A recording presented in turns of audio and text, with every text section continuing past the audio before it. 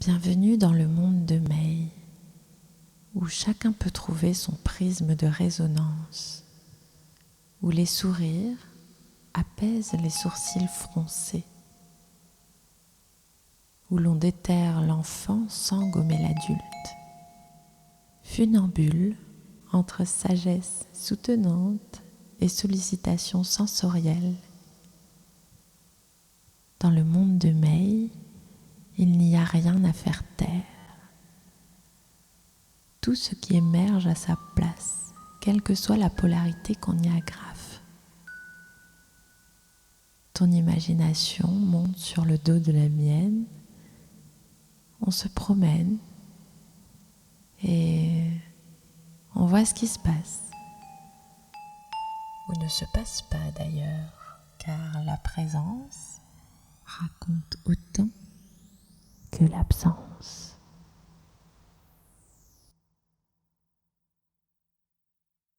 Nous sommes au portail du monde de May. Il y a là une malle en bois de brume.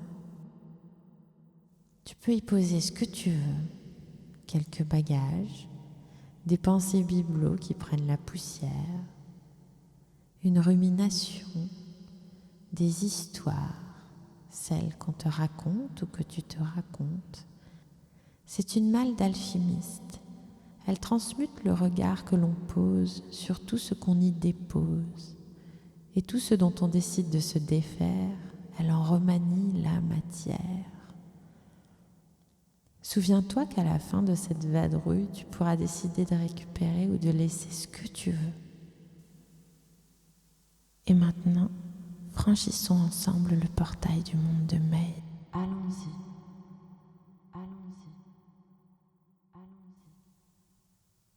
Nu-pieds, comme souvent dans le monde de May, sur la rive dont tu as tant rêvé de fouler le sol la semaine dernière, tu accostes. Au burlesque d'une démarche inconfortable sur galets gris et de sel, succède la souplesse d'un pas sur tendre tapis de terre envégété.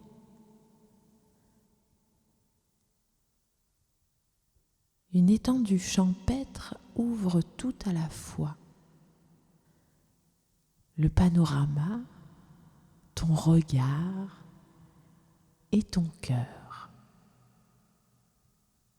Herbe haute et fleurs des champs, pente douce, collines en toile de fond et nuages dont la blancheur rend plus bleu le bleu du ciel lui-même.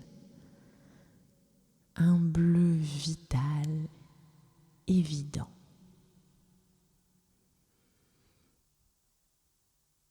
Là-bas, un grand vieil arbre qui fait plus jeune que son âge. On aurait dit qu'il était né avant le monde lui-même. C'est vers là que tu te diriges. Les vagues verdurées qui transcrivent la langue des brises absorbent chaque fragment de ton être. Tu deviens cette clairière ondulante, oscillant entre clairs irisés et obscurs reflets. Rouge coquelicot, jaune bouton d'or, des éclatants, des intrigants, des bleus rois d'Asclépiade, profonds comme plusieurs nuits. Corymbes aquiléennes et ombelles angéliques ravivent ton âme, fourbue par le voyage duquel tu as débarqué sur cette plage de galets salés. Candides camomilles et pâquerettes ingénues se disputent la blancheur que l'on prête aux anges et attisent en toi de jeunes rêves somnolents, jeunes par leur ardeur et sans âge à la fois. Ils ont toujours été là, ces rêves. Ainsi, de brise en nuances fleuries, l'arbre architectural se rapproche au gré de tes pas. Tu peux observer ces lignes millénaires. Toi aussi, tu es fait de cette matière sans âge. Tu te laisses absorber par la chute oblique et gracile de brisures de feuilles et de miettes d'arbres. Elles virevoltent entre les branchages en un balai anarchique jusqu'à toucher le sol. Avec la frénésie de bulles hantées par l'appel de la surface qui les surplombe, se frayant un chemin dansant dans le liquide qui les contient. Si on dit que ce qui est en haut est comme ce qui est en bas, les feuilles seraient comme les bulles, l'air et le vent seraient comme l'eau, et la terre où atterrissent les feuilles serait comme le ciel où se libèrent les bulles. Et les métaphores tartuffes seront bien gardées. C'est dans ce silence alchimisant et végétalisé que peut émerger en toi un rythme primaire. Oui, un rythme. Respiration, circulation liquidienne, pulsation en tout genre, les rythmes du ciel et de la terre en nous. Alors c'est ça que ça pourrait aussi vouloir dire quand on dit ce qui est en haut est comme ce qui est en bas et ce qui est en bas comme ce qui est en haut. L'intérieur et l'extérieur se répondraient. Un truc du genre, l'organique parle à l'organique. Ces rythmes premiers sont parfois occultés par l'empreinte de rythmes artificiels. Les conventions temporelles et précipitatoires dans lesquelles nous baignons ne sont que des repères communs à certains mondes humains. Les mondes humains tumultueux, voire tonitruants. Comme on dit, au pays des petits êtres champêtres, un coquelicot est toujours moins bleu qu'un ciel des plus rouges. Ainsi, parfois, pour de trop longues périodes, nous délaissons les rythmes du vivant qui nous animent. Cette vibrance originelle, commune à toute créature qui germe, marche, nage ou galope, qu'on le veuille ou non, nous y sommes accordés. Ces apnées, loin des rythmes véritables, peuvent engendrer et favoriser en nous tout type de dérèglement. Garder un lien avec la terre et le ciel nous est vital.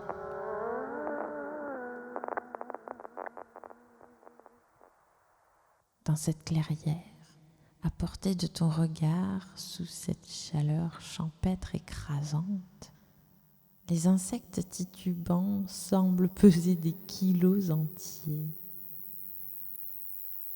C'est rigolo de les voir chanceler distraitement et laborieusement au ras des herbes hautes.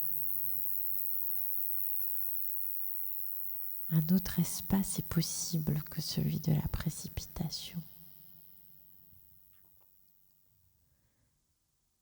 Une rafale minuscule vient recueillir ton attention à ce qui s'égrène en toi. Le duvet invisible de la peau de ton visage s'ébouriffe.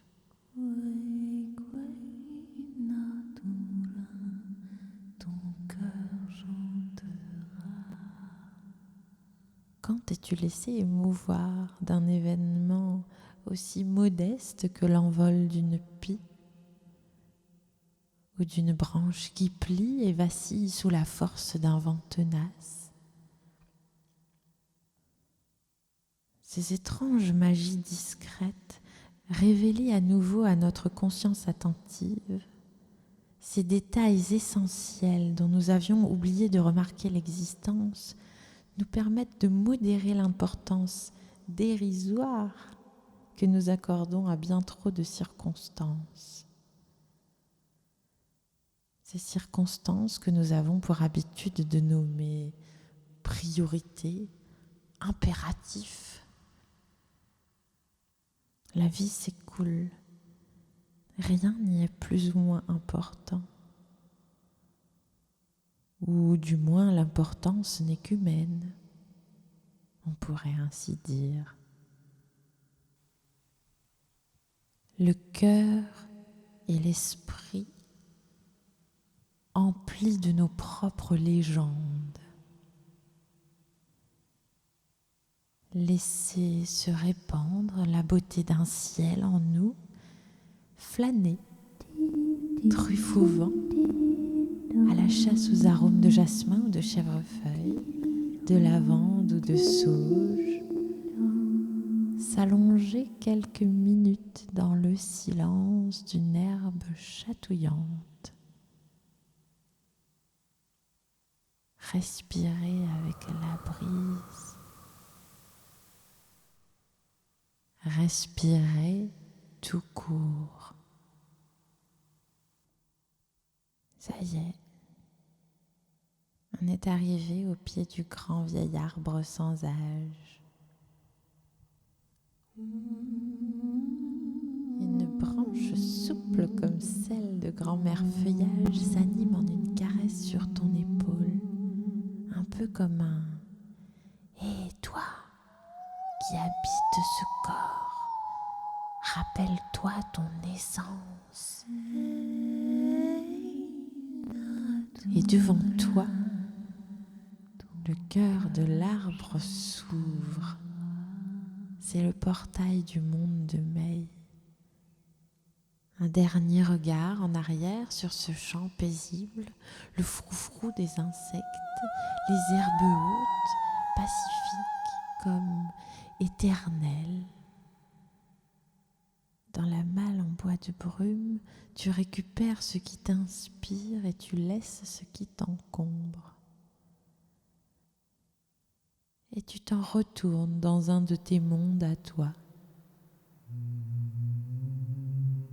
Attentif à ces détails perceptifs, discret fondement de la joie de la conscience d'être au monde. À bientôt dans le monde de Mei.